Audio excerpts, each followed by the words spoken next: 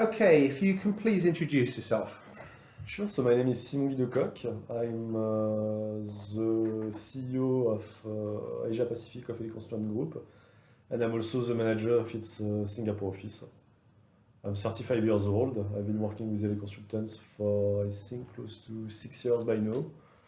And before that, I used to work 2 years for the French Embassy in Singapore, and I also did a PhD back in France, in my hometown of Grenoble. That's basically me in a nutshell. Okay, and what are we talking about today, Simon?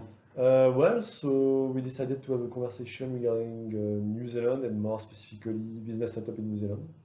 Very good. And just give me a brief introduction on setting up a business in New Zealand and why New Zealand may be an attractive option for multinational clients. Sure. Well, first of all, I mean, New Zealand, it's probably related to the fact that it's a small island with a very limited population and that the government wanted to make the country attractive for business setup. But New Zealand is probably one of the easiest countries in the world to set up a business. You actually don't need technically a supplier to set up a business in New Zealand. You can do it from your home, where it is in France, in the USA, or in the UK, because all of that you need is basically a profile, create a profile with a New Zealand corporate registrar, and then you can set up your entity within a few hours. It only takes a few hours. So there are still a few requirements for which you will need our services, and in particular the need for a local director. In order to register a company in New Zealand and thereafter to maintain it, you need to have a local director who is either a New Zealand citizen or a foreigner, but who needs to be residing in New Zealand. You need also a local address, and that's basically it. Once you meet these two requirements, that's all that you need. You don't need any paid-up capital.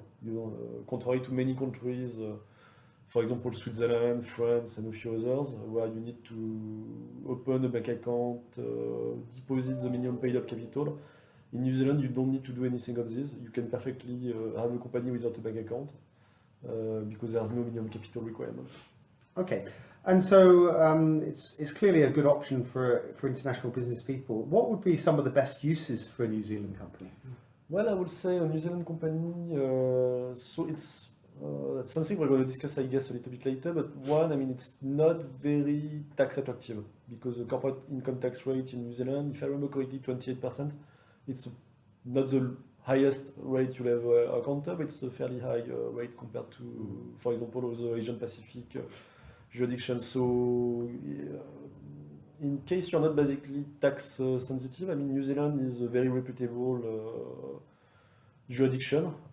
So let's say, for example, you're operating from India or Bangladesh or Vietnam and you're looking for a more reputable jurisdictions, for example, signing contracts, having a good image with your customers and suppliers.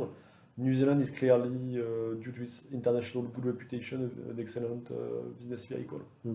That's what I would say. And once again, also something you may want to mention, you can operate the business by yourself. You have limited use for a corporate secretary, a corporate accountant. You can basically do everything by yourself. So it's also a very useful vehicle for small entrepreneurs who don't necessarily want to pay somebody. For example, if you are registering a company in Singapore, you need a local corporate secretary, and you will need also a tax agent if you're not residing in Singapore in order to file your tax, file your annual return, and so on. That's going to cost money. If you do business from New Zealand, it's still recommended. I will still recommend our clients to use our services in order to minimize the risk of any litigation with the New Zealand government and to make sure that basically everything is done properly and professionally, but it's not a requirement.